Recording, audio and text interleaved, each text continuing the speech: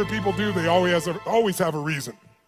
They may not be aware of the reason consciously, but there's always a reason. If someone tries to commit suicide, there's a reason. If someone tries to hurt someone else, there's a reason. If someone is willing to work 18-hour days, there's a reason. If someone doesn't want to work, there's a reason. Now, here's the good news. Having dealt with literally tens of millions of people from hundreds of countries, or more than 100 countries to be accurate, I could be an idiot at this point and have to see there are patterns. There are patterns that'll make you angry and patterns that'll make you sad. There are patterns that'll excite you. There are patterns that'll make you grateful. The patterns that'll make you completely worried all the time. There are patterns that'll make you feel so absolutely certain you can run through an effing wall. Once you know what the patterns are, you can get rid of the ones that don't work and adopt some of the ones that do more often. And that's a good part of what we're gonna do the next few days to give you perspective. But the most important pattern to understand is why people do what they do. So as I told you, I've had a unique gift. I've had the chance to travel the world at this stage of life where literally the world is available to all of us in a few hours. But what I want you to understand is everybody has a reason for what they do, but the good news is there's only 6 reasons. There are lots of different stories, but I can tell you by experience being around the world, there's only 6 reasons. And those 6 reasons are called the 6 human needs. And I'm gonna walk you through these. Now I need you to manage your state for the next few minutes because we're gonna go a little deeper on content, but we're gonna do it only so in the future for the next 3 days when somebody stands up, you're gonna look at them and you're gonna go, what's driving them? And I'm gonna ask you, which of these needs are driving them? Because once you know what drives somebody, you know how to meet their needs. Or you can predict their behavior and see whether or not they're the right corporate match, personal match, intimate match, because you have to understand it. So what are these 6 needs? They are not goals, they are not desires. If you travel with me around the world, you'll see every culture has different goals, everybody has different desires, but we all have the same needs. What are they? Number 1 is the need for certainty. Certainty. Now what the hell is certainty? Certainty is a survival need. We all need to feel certain that we can avoid pain and that ideally we can have some comfort. Why? Because continuous pain would mean continuous damage. Continuous damage eventually means death. So the need for certainty is built into every human being. And I'm gonna show you now in the next few minutes, if you stay with me, and I really need you to, so make sure you sit up in your chair and focused on this area. Because after this, we're gonna kick in gear again, but right now, you gotta take this in. It'll be so valuable, not just for this weekend, but for your life. All human beings have the same 6 needs, so why do we behave differently? Because the only thing different in people is 2 things. We all have the same 6 needs, but we don't value them equally. Some people, certainty is the number 1 thing they value. And if they're certainty driven and you try to change anything, they freak out. They get fearful or they get angry or they get pissed off because what matters most to them is keeping things the same way where they feel like they're in control. Raise your hand if you follow. That's an example. Some people, they value love much more than certainty. Some people value certainty more than love. So even though they love you, if they don't feel certain, they won't open completely. Right? Just as one example. So the difference in people, we all have the same 6 needs. The difference is which of the top 2 you value most out of these 6. Because these top 2 determine your direction in life. And direction, if you keep moving in direction, it leads you to an ultimate destination or destiny. So we want to understand what your top 2 needs are. And same thing with other people. This weekend, when somebody stands up, often I'll say, what's driving them right now? And I want you to see, within a very short time, 8,000 people from 44 countries will all be saying the same thing. Because it'll be that obvious to you. You'll be a practical psychologist by the time we're done here. So now, if we know what these needs are, and a person values them differently, we also have to find out 2 people could have the same need, but they have a different belief about what it takes to be loved. Or a different need about what it takes to be certain. Some people to be certain need $10 billion. Some people to be certain just need to pray to God. Some people to be certain need to feel like they have 3 perfect children and they're there every day. Some people that feel certain because I've always figured it out. I don't know what's going to happen, but I know I'll figure it out because I always have. You can get certainty from your past. You get certainty from God. You get certainty by working out intensely. You get certainty by eating food. Too much food especially will put comfort in your body. If you overeat, all the blood goes in your stomach. You start breathing again. So we all need certainty. The only question is it number 1, 2, 3, 4, 5, or 6 on your list? And the second question is, what does your brain say has to happen to be certain? Some people have certainty that's impossible to meet. The young lady over here who was sitting in the chair before we intervened had a blueprint that's never going to be met. it literally would make her unhappy regularly. So we got to know what needs you're after and what's your blueprint.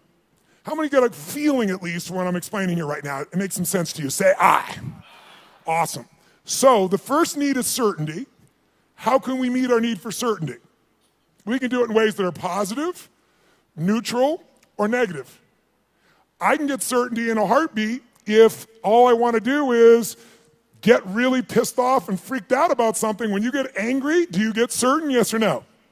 You better believe it. So some people get angry all the time because it's their way to get certainty in a life that's uncertain. It has all kinds of negative side effects, but it works in the moment. So listen to me now. Most people meet their needs in a way that works in the moment, but not long term. So they feel good for a short time, like a sugar high, and then they drop emotionally, and they got to do it again, whether it's food or smoking or drinking or whatever it is. So you can meet your needs in positive ways, neutral ways, or negative ways. So if I came along here and I said, what's your name, sir? Chase. Chase, I want to make a deal with you. How much do you weigh? 246. We're going to weigh you in 5 minutes. He says he weighs 246. If you're within that range, I'm fine. Here's my deal. I will give you, I'm going to put $50 million US cash tonight into an escrow account for you. They're going to weigh you. If you lose 50 pounds tomorrow morning by 8:30 a.m., you will receive that 50 million, otherwise they get it back. Can you do it, yes or no? No? Sure you can. Take off a leg, take an arm, we can get your ass there. There's no question, Chase. Is the goal obtainable, yes or no? Is it achievable? Is it obtainable, yes or no? But it's not sustainable, and that's how most people meet their needs. They use a drug or alcohol or food or cigarettes or something to get comfortable, to get certainty back. But the problem is it has side effects long term. Works in the short term, doesn't the long term. Raise your hand if you follow. Say I. So you could get certainty by overeating or smoking or drinking. What happens when you smoke a cigarette? Take a deep breath in and you blow it out nice and long and slow, full exhale. When most of you are stressed, how many have noticed that you either stop breathing or you breathe really shallow? How many have noticed this in the past? So you smoke a cigarette, and in the moment, it meets your need for comfort and certainty. It's killing you, but it works short term. That's how most people live their life. You can get certainty by working out. If you go on a run really intensely, or you go lift weights, and you push yourself, and all that blood starts pulsing through you, do you feel certain, yes or no? And what's the downside? Zero. So there are ways to meet your needs that are empowering, neutral, or disempowering. The parts of our life we don't like are problems. Why would we keep a problem? We're all capable of solving it. Why would we keep a problem? The only reason you have a problem that's stuck around is because it meets some of your needs. Not all of them, or you wouldn't want to get rid of it. But enough of them that it makes it hard to give up. It's kind of like, who's ever been in a relationship way too long? Let me see your show of hands.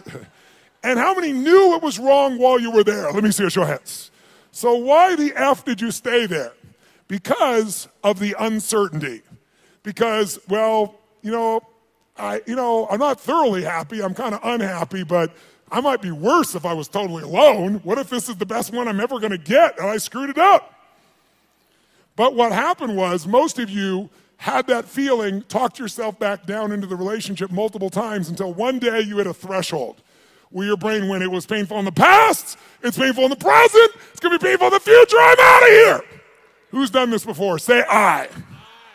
So there is a threshold that we can find, and if we find that threshold, we can break through it pretty damn easily. We can shift, we can get to where we really want to go. So what I want you to get is, of these 6 needs, we all find a way to meet them. The only difference again is which are your top 2 out of the 6, and I've told you certainty so far. And what are your beliefs or rules, or what's your blueprint on how to get that? Her blueprint was please everybody, which is impossible, so it won't work. Raise your hand if you follow, okay? So let's take a look. What's the second human need? Well, first of all, you can get certainty in so many ways. You get certainty by praying to God. You can get certainty by doing a ritual the same way every time. You can get certainty by lowering your expectations, saying nothing ever works, nothing ever will, everybody screws things up. You'll lose your dream, but you'll gain your need. By the way, jot this down. People will give up their goals and dreams to meet their needs. People will give up their goals and dreams. They'll even give up their own values to meet their needs. I'll give you an example.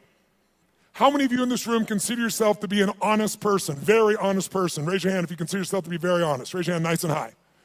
Okay, drop your hand. Raise your hand if you lie. Let me see your hands if you lie. You can explain this to me, will you? Here's how it works. See, in your mind, you know who you are. Why would someone lie who values honesty? No one told you to be honest. You want to be honest.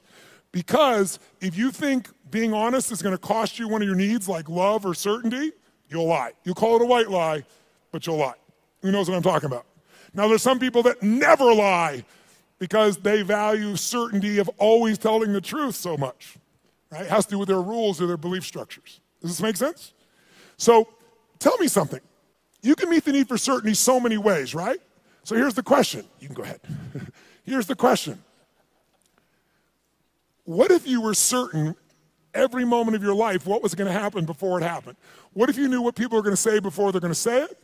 What if you could feel what they're going to feel? What if you knew every moment before it happened what people are going to say and do? In the beginning, that would feel really exciting.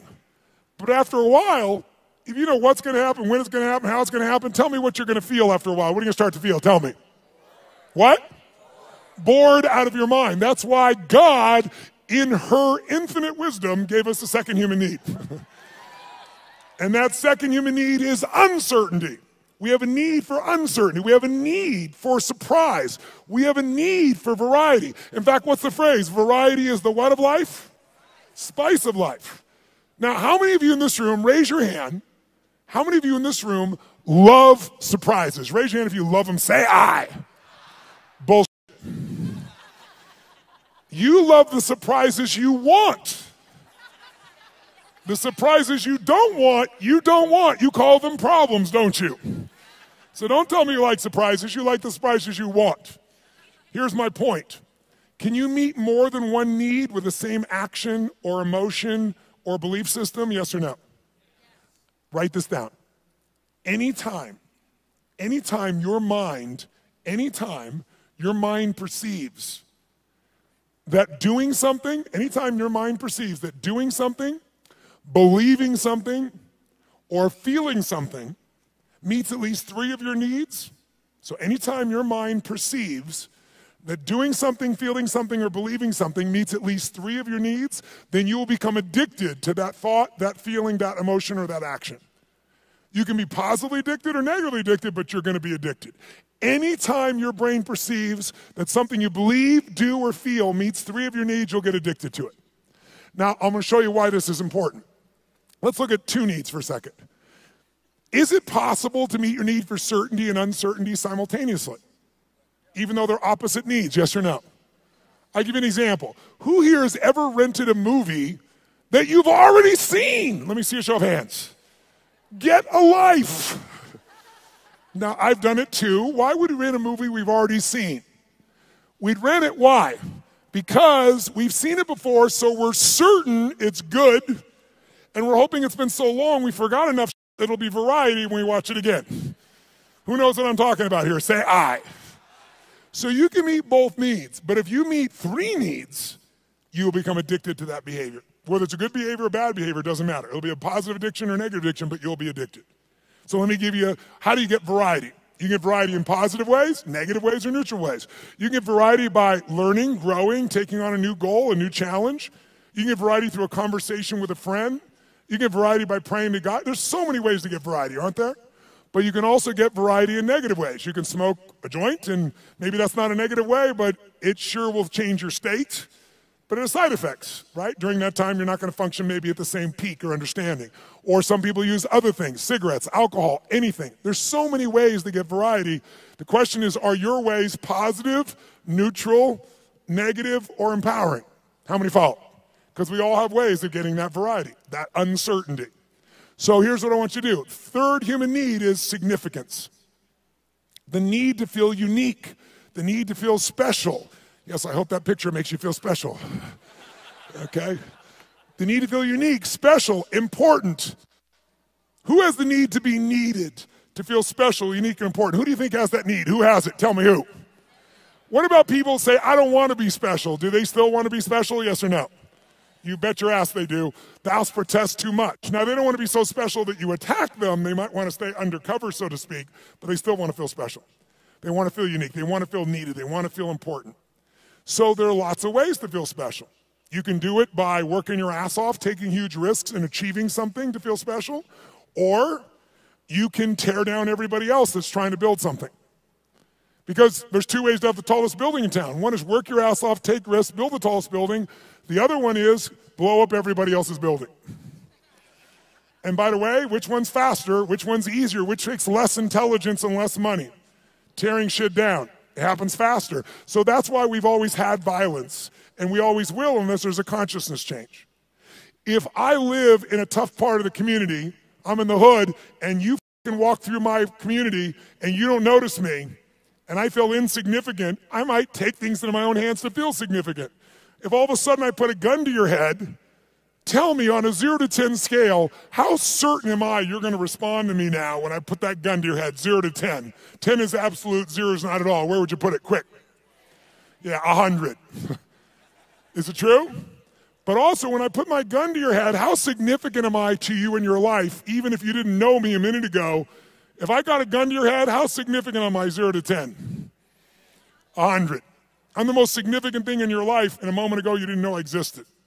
And I don't need any intelligence, I don't need background, I don't need education, all I need is a gun and the will to do it. Oh, by the way, just in case there's not enough there to be an addiction, when I put that gun to your head, every time that happens, it's going to be a different game. I know you're going to respond to me, I know I'm significant, but what you're going to say and do is different, so I get variety.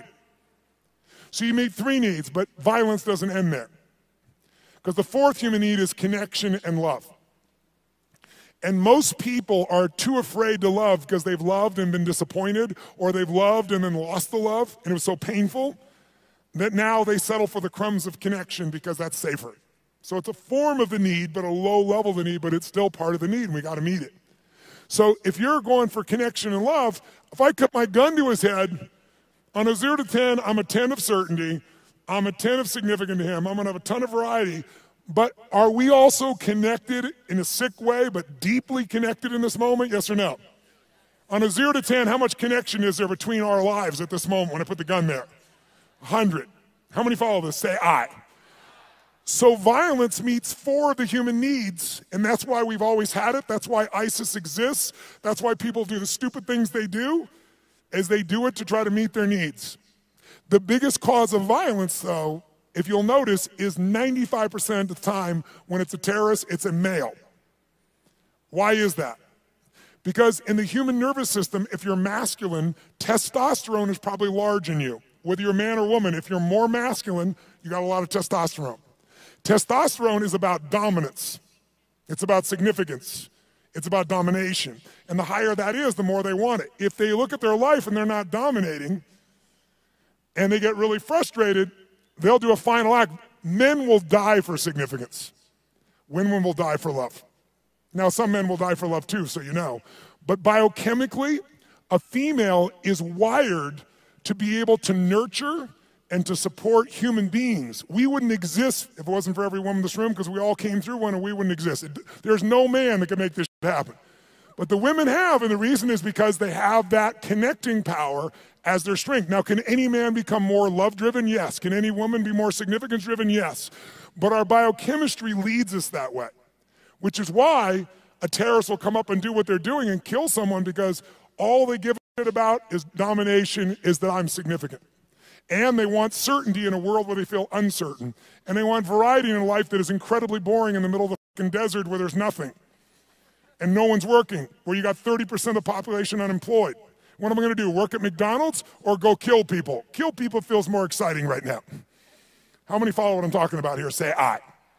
Now, can you get significance in positive ways? Of course.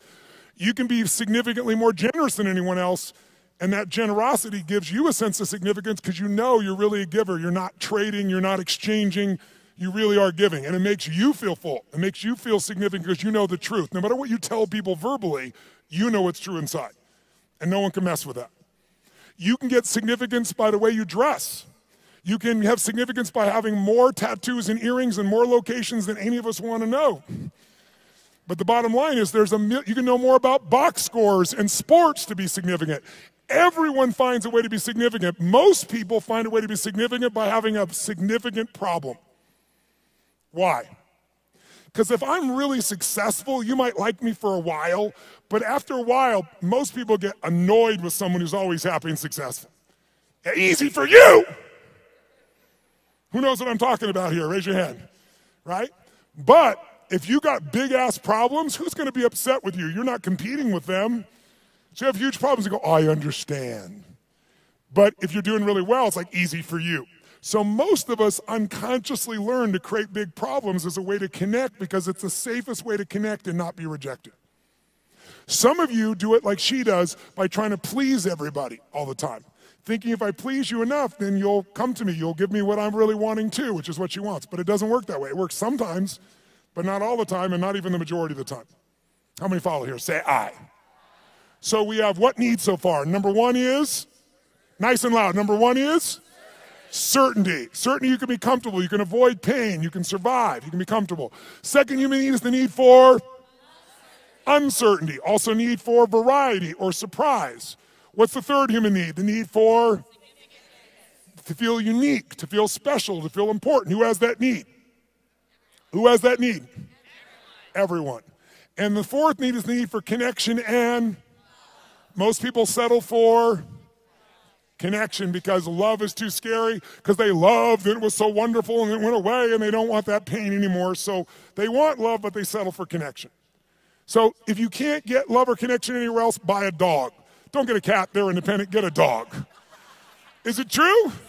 You can be the dumbass owner, you can not even feed them, you can leave for 5 hours, you can leave for 5 minutes and it's like you've been gone for 6 months, they're so excited, right? So anyone can feel connection and love. You can do it through prayer, you can do it through good gifts, you can do it by dressing special, you can do it by having big problems. The only question in life is not whether you're gonna meet your needs. The only question is how. And is it obtainable or sustainable? Is it empowering, neutral, or negative? And if you want to change your life, willpower never lasts.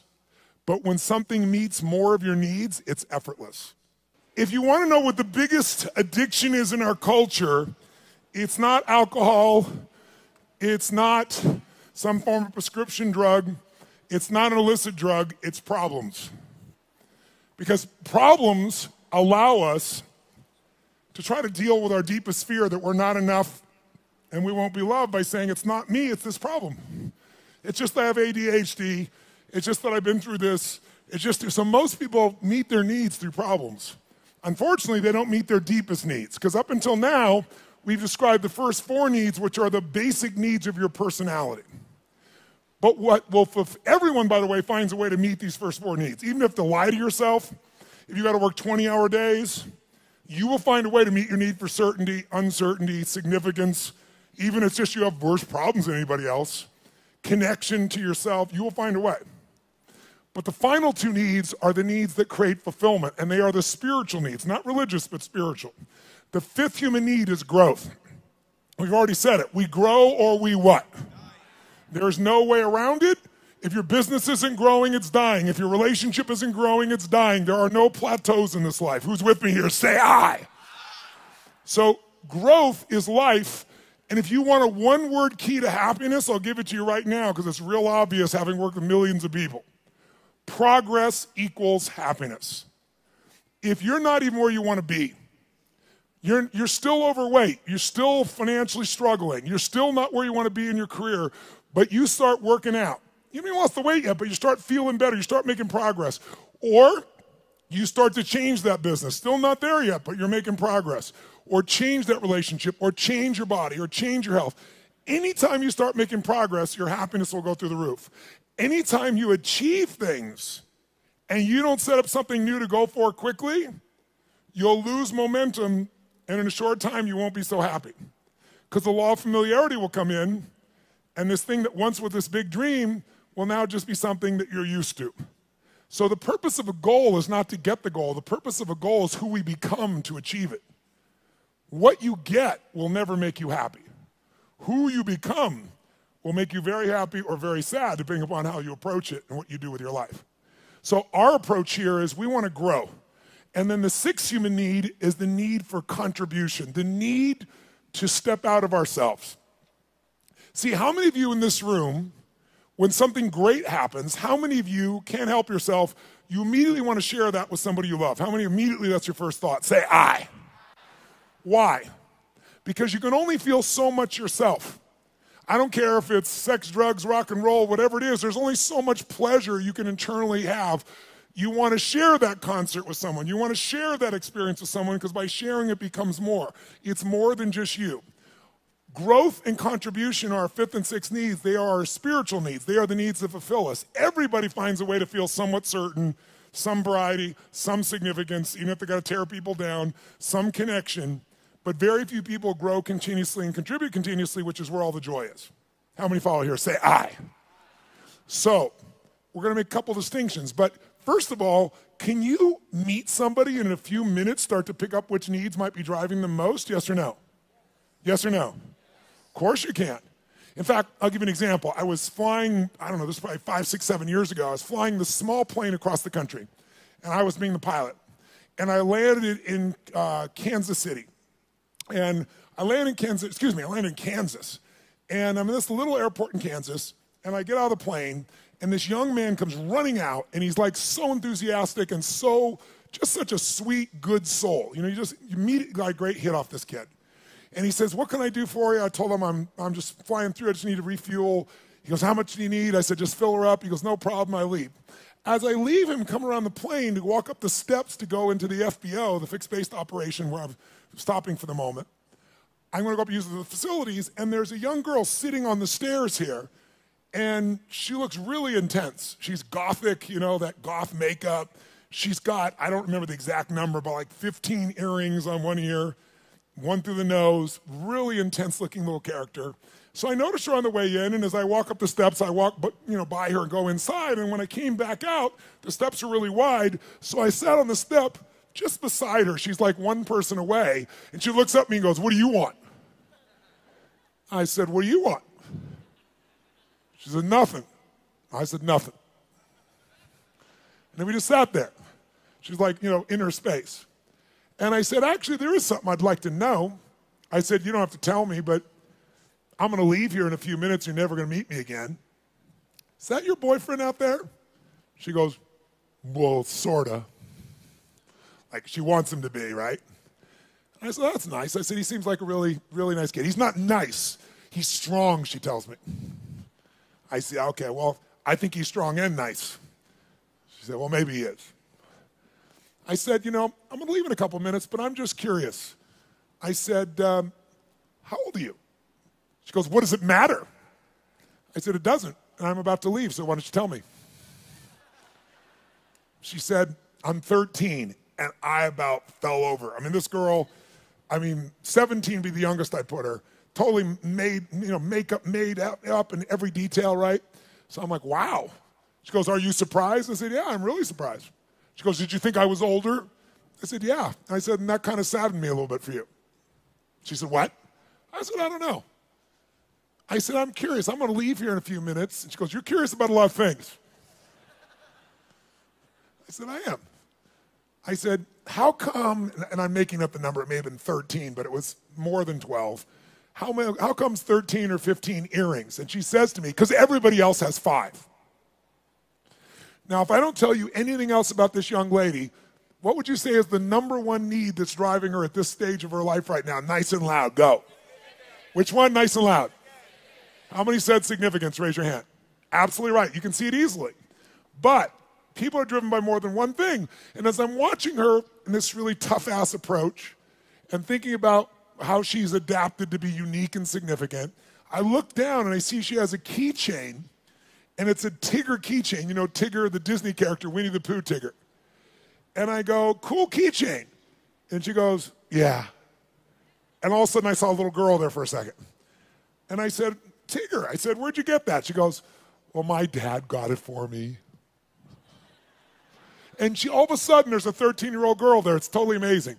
And I said, really? She goes, yeah, I really love Tigger. I even have Tigger curtains, and I have a Tigger sheets. I mean, it's embarrassing, but I love Tigger. So tell me something. this woman's need. She meets her need for significance by doing what? Being gothic, being different than everybody else, 15 earrings, tough ass, makeup. But she's still a little girl, and she has another need called certainty and comfort. And where does she get that? Tigger and her dad. And you can see it right there in front of you. After this weekend, you will never see the world the same way if you stay awake. Instead of seeing people's behaviors, you're going to see their attempts to meet their needs. And when people do stupid things, they're just starving to meet their needs, and they're finding something that isn't very effective, or it's effective short term, but hurts them long term. And because you've done this, you can have compassion. How many of you have something on your list, more than one, where you're doing dumbass things to meet some of your needs, and even though it doesn't meet all your needs, it meets some of them, and so you keep doing it? Let me see your hands here. Say, I.